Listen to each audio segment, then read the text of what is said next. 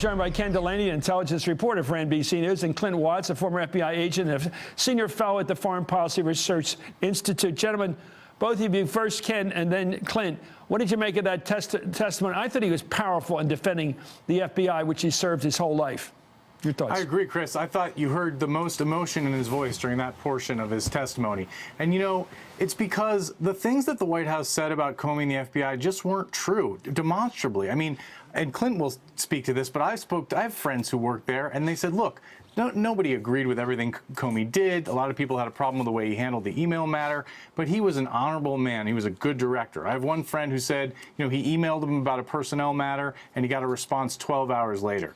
You know, I mean, Comey had his flaws, but he was generally a well-regarded FBI director, and he was considered a good manager. So the idea that the FBI was in disarray as a reason for him to be fired was just demonstrably false, Chris. Clint, he called the president's statements about what was going on at the FBI lies. And I think he said it with a little treble in his voice.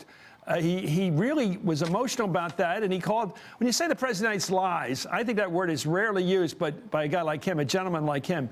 And when he used it, he meant it. Yeah, he did it without fear.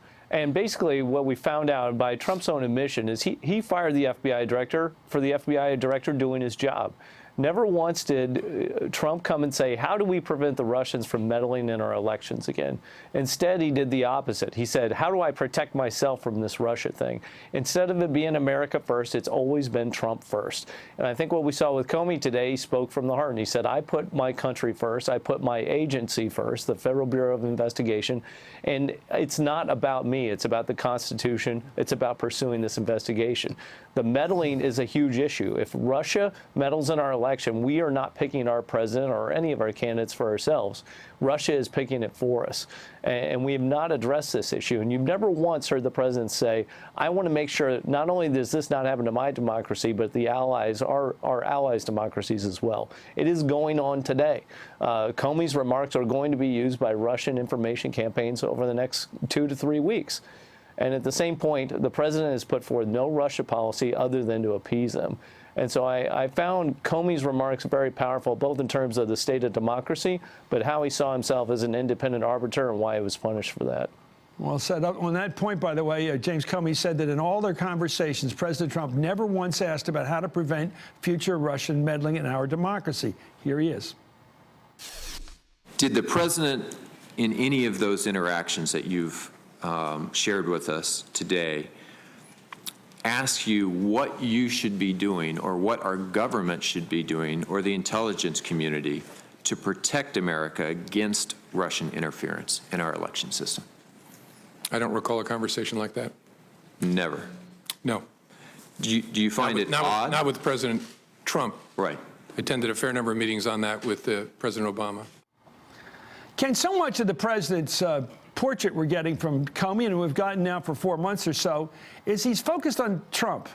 He doesn't seem to have this instinctive concern for the country or even the office itself of president. It's just Trump.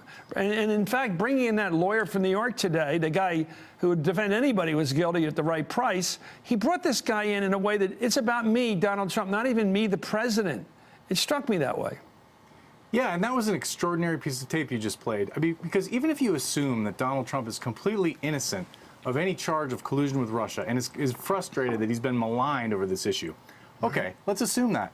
Why hasn't he been asking his people, why wasn't he asking Jim Comey for a plan to stop the next Russia hack? Because all his intelligence officials are telling him it's coming again. We've done nothing to deter this behavior. They hacked the election in France.